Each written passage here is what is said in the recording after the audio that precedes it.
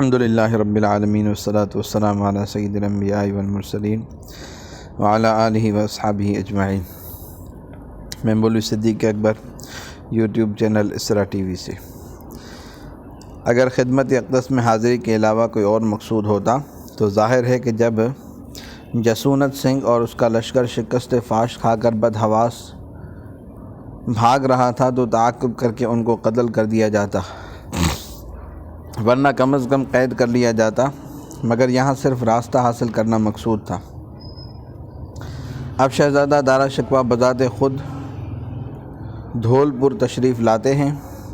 آپ نے دریائے چمبل کے تمام گھاٹوں پر توپ خانہ اور فوجی دستے مقرر کر کے میرے لیے دریا کا عبور کرنا ناممکن بنا دیا تھا، مگر اس ناممکن کو نیازمند ممکن بنا چکا ہے اور دریائے چمبل سے پار ہو کر حضور والا کی قدم بوسی کا ارادہ کیے ہوئے ہے۔ سنا جا رہا ہے کہ اب بذات خود میدان معرکہ گرم کریں گے۔ یہ ان کی بزرگانہ شان کے بھی خلاف ہے، اور یہ بھی ظاہر ہے کہ مجھ جیسے کار آزمودہ جنگ جو کہ مقابلے پر ان کا بازی لے جانا قطعاً ناممکن ہے، لہذا بہتری اسی میں ہے کہ اپنی بزرگی کا وہ خود احترام کریں، اس ارادے کو ترک کر دیں اور اپنے علاقہ پنجاب تشریف لے جائیں اور کچھ دنوں اس نیازمند کو حضرت اعلیٰ و اقدس کی خدمت میں باریابی کا موقع دیں۔ ایک دوسرے مکتوب میں جو تخت و سلطنت حاصل کرنے کے لیے شاہ جہاں کو لکھا تھا، تحریر کرتا ہے: قبل ازیں مقرر معروض خدمت والا گردید کے مقصود این مرید از نہضت بصوب اکبر آباد۔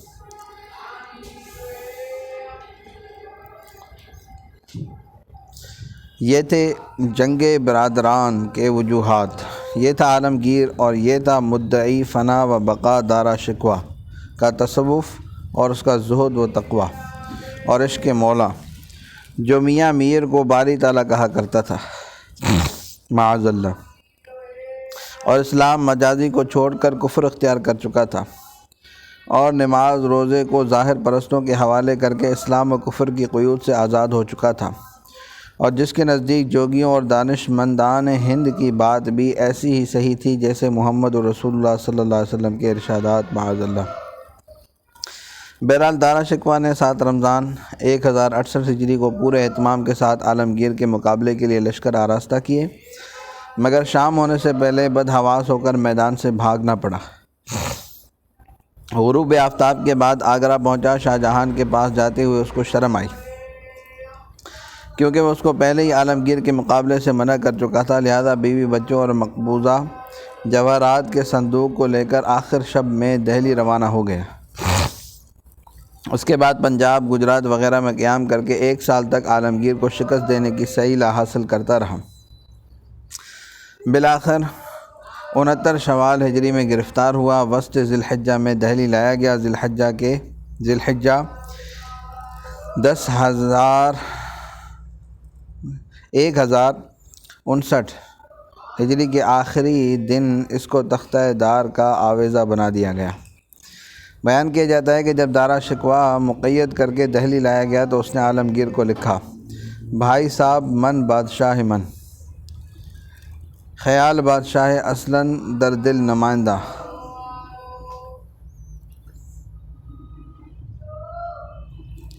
شہنشاہ اورنگزیب عالمگیر نے اس کے پشت پر جواب میں یہ آیت لکھ دی: الآن وقد عصیت قبل وکنت من المفسدین۔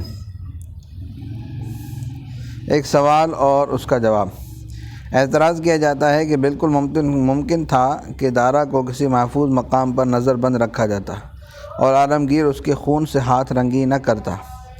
جواب یہ ہے کہ تیموری خاندان بلکہ تمام ایشیائی سلطنتوں میں مدعیان سلطنت قید و بند ہو کر بھی سلطنت کے منصوبوں سے دستبردار نہیں ہوتے، جیسا کہ مراد اور شجاع کے حالات سے آئندہ معلوم ہوگا۔ اس کے ساتھ ان کے طرفداروں کا ایک گروہ ہمیشہ موجود رہتا ہے اور اس وقت تک نچلا نہیں بیٹھتا جب تک کہ نخل آرزو کے تمام رگ و ریشے نہ کٹ جائیں۔ عالمگیر نے اپنے ایک مکتوب میں جو اوپر نقل کیا گیا اسی ایشیائی دستور کی طرف اشارہ کیا ہے: سر وارث ملک تا برتن است، تن ملک را فتنہ پیراہن است۔ عالمگیر نے شاہ جہان کو کیوں معزول رکھا؟ اگر عالمگیر کا مقصود بغاوت نہ تھا، وہ شاہ جہاں کے مقابلے میں نبرد آزما نہ ہوا تھا، تو اس نے شاہ جہاں کو معزول کیوں رکھا؟ آگرہ پہنچنے کے بعد اس کو تخت سلطنت پر متمکن کیوں نہ کیا؟ مندرجہ ذیل واقعات اس کا جواب دینے کے لیے کافی ہیں۔ عالمگیر جب اکبر آباد پہنچ چکا اور شاہ جہان نے بھی یہ دیکھ کر کہ فلک در ہیچ مرتبہ از مراتب آزار بہیج وجہ کوتاہی نمے کنند و اقبال در سر ہر پلہ از دستیاری پاک شیدہ از الاخری۔ قلعے کی کنجی عالمگیر کے پاس بھجوا دی تو پھر شاہ جہان نے مشفقانہ انداز میں خط تحریر فرما کر اورنگزیب کو قلعے میں ملاقات کے لیے طلب کیا، جس کے خاتمے پر یہ مصرع تھا: زود آئی دل تنگ مرامون سے جاں باش۔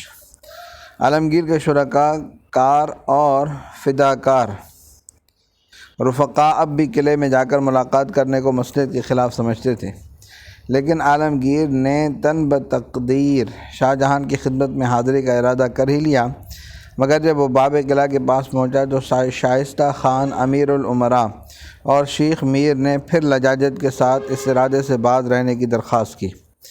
عالمگیر ان سے سوال و جواب میں مشغول تھا کہ دفعتاً نا ہر دل خان چیلا شاہ جہاں بادشاہ کے قلم خاص کا لکھا ہوا ایک پرزہ لیے ہوئے پہنچا جو دارا شکوہ کے نام تھا۔ اس کو دہلی بھیجا جا رہا تھا اور ہدایت یہ تھی کہ جواب جلد از جلد لائے۔ مضمون یہ تھا: دارا شکوہ شاہ جہاں آباد میں قیام کرے، خزانہ اور لشکر کی وہاں کمی نہیں، ہرگز دہلی سے آگے نہ بڑھے، ماں بدولت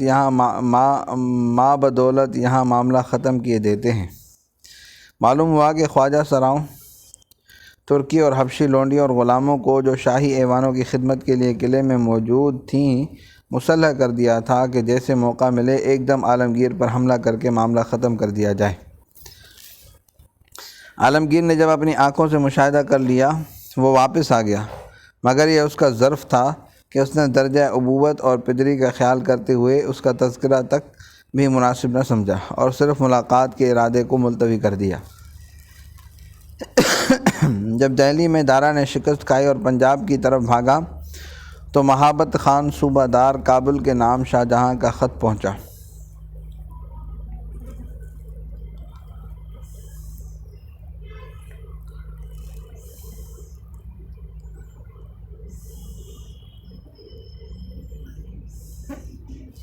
شہزادہ محمد مراد جو اس وقت اورنگزیب کے ساتھ تھا، اگرچہ اس سے بیشتر بھی اس کو برار کی حرص دے کر عالمگیر سے توڑنا چاہتا تھا، مگر چونکہ دارا کے وجود کو وہ بہرحال اپنے لیے خطرناک سمجھتا تھا، لہذا عالمگیر کی مخالفت اور ترک رفاقت پر آمادہ نہ ہوا تھا۔ اب جب کہ آگرہ سے دارا کو ختم کر دیا گیا تو مراد کا ہموار ہو جانا آسان تھا، چنانچہ اس کے نام تحریر کیا گیا کہ کل ہندوستان کی بادشاہی تم کو عطا کی گئی ہے، تم پر فرض ہے کہ ابھی اس کا تذکرہ نہ کرو، چند روز بعد بھائی اور بھتیجوں کو دعوت کے بہانے سے اپنے یہاں بلا کر ختم کر دو اور پھر اپنے نام سے تمام ملک میں سکہ اور خطبہ جاری کرو۔ الفاظ مکتوب حسب ذیل ہیں۔ اسی زمانے میں یا مراد کی گرفتاری کے بعد شہزادہ شجاع کے نام ایک خط ہندی زبان میں تحریر کیا۔ یہ حسن اتفاق تھا اور عالمگیر کی اقبال مندی کہ عالمگیر کو ان تمام خطوط کا علم ہوتا رہا، اور لطیفہ یہ کہ اس قسم کے خطوط کی اطلاع یابی کے بعد جب شاہ عالمگیر نے رسل و رسائل پر پابندی عائد کی تو شاہ جہاں نے عتاب آمیز خط عالمگیر کو لکھا، جس میں عذاب آخرت سے ڈرایا، باپ کے ادب و احترام کی تذکیر کی ہے۔ صلی اللہ تعالیٰ علی حبیب۔ عالمگیر اس خط کے جواب میں ایک مفصل عریضہ شاہ جہاں کی خدمت میں بھیجا تھا، جس کا بجنسی ہی ترجمہ ذیل میں نقل کیا جاتا ہے۔ اس خط سے عالمگیر کے اصلی ارادے اور بعد کے فیصلے اور اس کی وجوہات پر کافی روشنی پڑتی ہے۔ صلی اللہ تعالیٰ علی حبیب سیدنا محمد وعلی آلہ وصحبہ اجمعین برحمتک یا ارحم الراحمین۔